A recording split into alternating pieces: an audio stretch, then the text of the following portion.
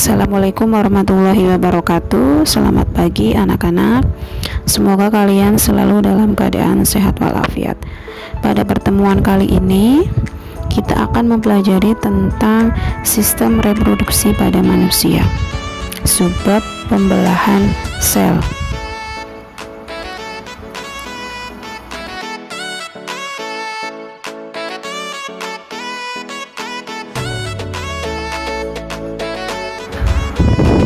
Sistem reproduksi pada manusia, subbab pembelahan sel.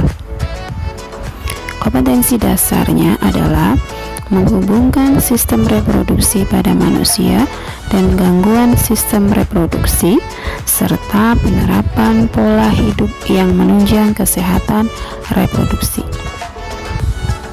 Pada kesempatan kali ini, materi pembelahan sel atau subbab materi yang akan kalian pelajari itu tentang yang pertama, pembelahan mitosis dan meiosis. Yang kedua, ciri fase mitosis dan meiosis. Yang ketiga, sifat sel anakan dari pembelahan mitosis dan meiosis.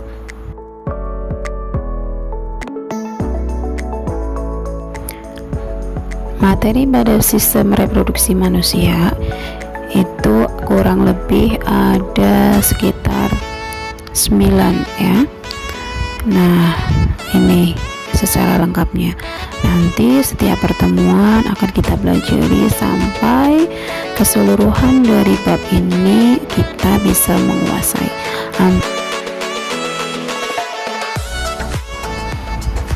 Apa itu reproduksi? Reproduksi adalah proses biologis untuk menghasilkan individu baru atau turunan. Nah, reproduksi ada dua jenis, yaitu reproduksi secara generatif dan reproduksi secara vegetatif. Nah, berkaitan dengan sistem reproduksi, kita akan mempelajari ya. Nah, generatif ini, sistem reproduksi secara generatif ini melibatkan sel kelamin. Nah, sel kelamin yang dihasilkan itu melalui proses pembelahan sel.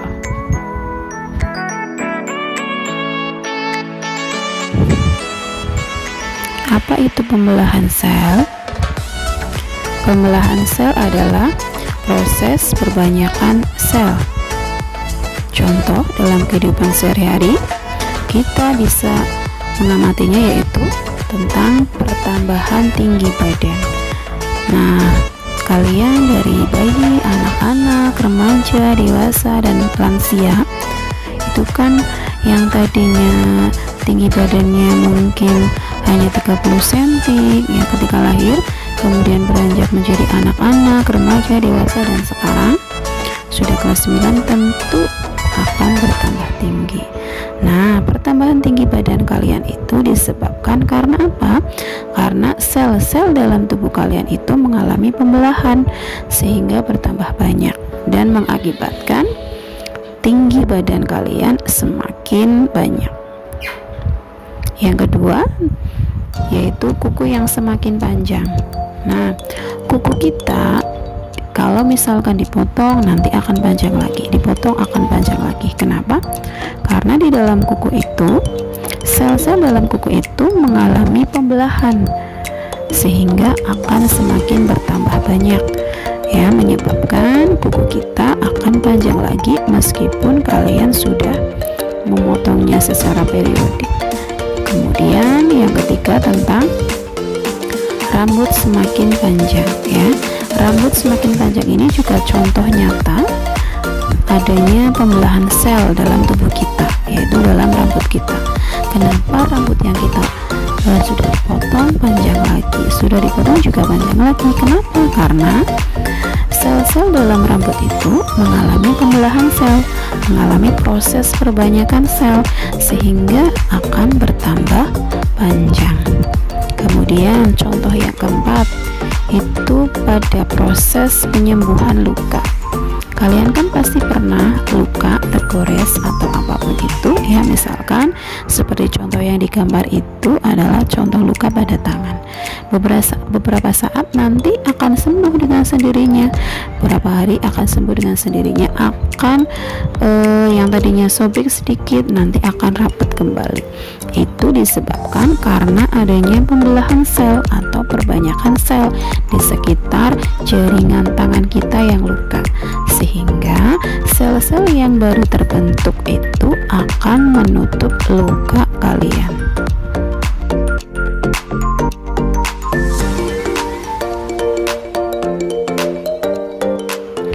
Jenis pembelahan sel. Yang pertama adalah pembelahan mitosis.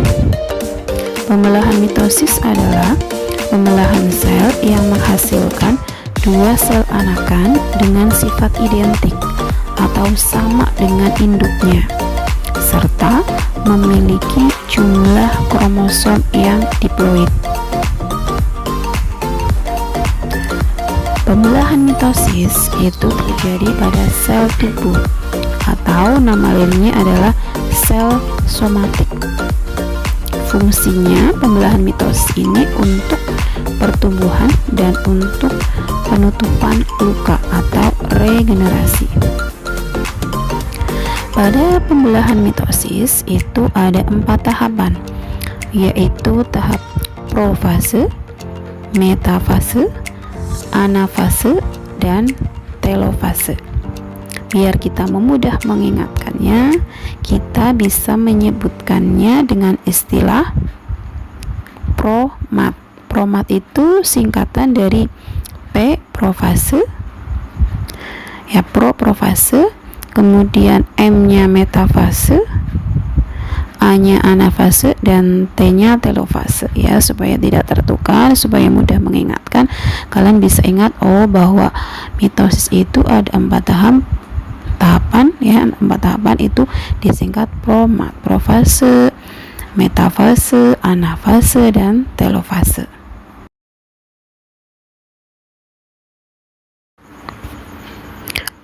Pembelahan mitosis itu diawali dengan tahap profase.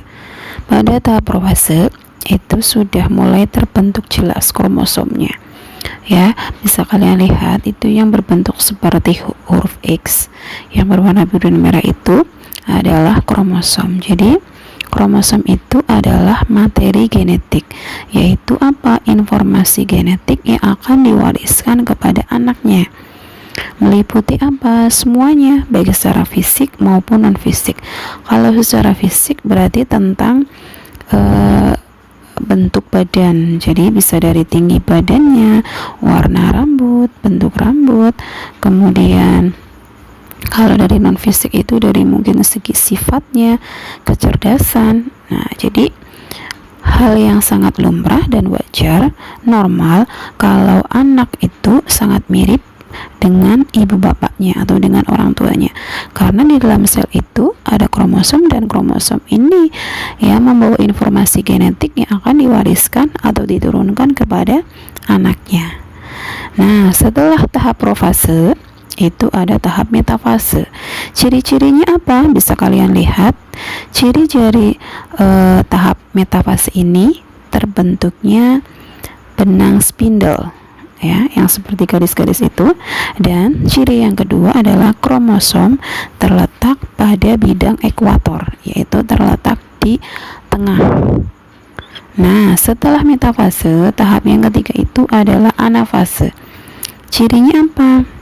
Ciri dari anafase itu adalah kromosom akan bergerak menuju kutub, ya, bergerak menuju kutub atau ujung. Kemudian telofase. Telofase itu ciri khasnya adalah sudah mulai terjadi pembelahan, ya, sudah mulai terjadi pembelahan. Bisa dilihat itu, ya, kromosomnya sudah membelah menjadi 2. Setelah telofase itu nanti akan terjadi yang namanya sitokinesis.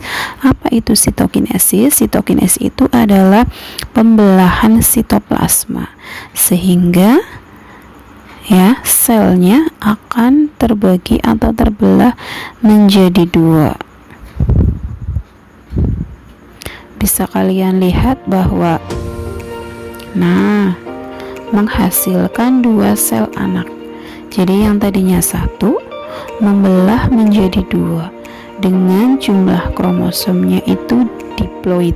Diploid itu artinya jumlah kromosomnya itu berpasangan. Dan dalam pembelahan mitosis ini, sel anakan yang dihasilkan itu memiliki sifat yang sama dengan induknya. Jenis pembelahan sel yang kedua adalah meiosis. Meiosis adalah pembelahan sel yang menghasilkan 4 sel anakan dengan sifat berbeda dengan induknya serta memiliki jumlah kromosom yang haploid. Artinya apa? Kalau tadi mitosis itu sifatnya sama dengan induknya, kalau meiosis berbeda. Kemudian jumlah kromosomnya itu haploid. Artinya apa? Jadi kromosomnya itu memiliki setengah dari jumlah kromosom induk. Ya, jadi kalau misalkan yang mitosis itu penuh berpasangan, tetapi kalau yang meiosis itu separuh atau setengah. Terjadi pada sel gamet atau sel kelamin, dan fungsinya itu menghasilkan sel sperma dan sel telur. Untuk pembelahan meiosis, ya tadi terjadi dua kali ya, meiosis 1 dan meiosis 2 itu kalau kita cermati dalam gambar skematis ini buku ruper sederhana lagi ya.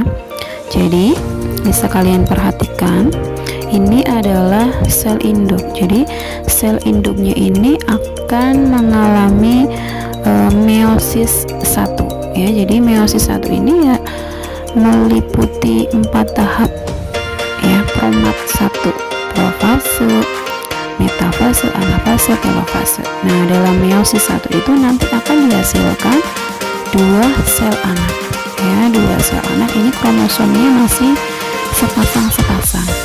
Kemudian dari masing-masing sel anak ini mengalami meiosis 2 ya. Anak yang pertama mengalami meiosis 2 menghasilkan 2 anak. Kemudian anak yang kedua mengalami meiosis yang kedua menghasilkan 2 anak lagi ya. Jadi totalnya itu ada 4 sel anak, tetapi kromosomnya adalah haploid. Bisa kalian perhatikan dari gambar, induknya itu sepasang-sepasang. Nah, anaknya ini adalah separuh atau setengahnya. Kita kenal dengan istilah jumlah kromosomnya adalah haploid.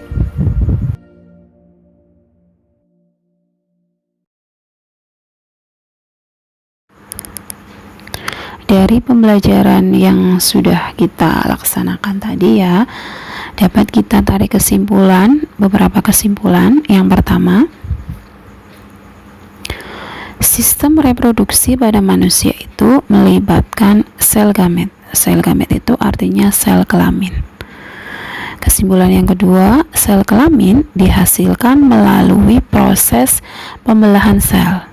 Ya, pembelahan sel itu terjadi 2 jenis, yaitu mitosis dan meiosis. Lalu kesimpulan yang ketiga adalah perbedaan dari pembelahan mitosis dengan meiosis. Apa saja? Ada 5 pembeda. Yang pertama, tempat terjadinya. Kalau mitosis itu terjadi pada sel tubuh. Kalau meiosis itu terjadi pada sel gamet atau sel kelamin. Kemudian berdasarkan jumlah sel anak atau sel yang dihasilkan, kalau mitosis itu menghasilkan 2 sel anak. Meiosis menghasilkan 4 sel anak. Kemudian sifat sel anak yang dihasilkan.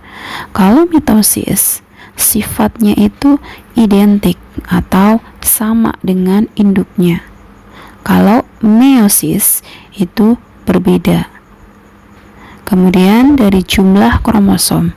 Jumlah kromosom untuk proses mitosis atau pembelahan mitosis itu adalah diploid, sepasang ya.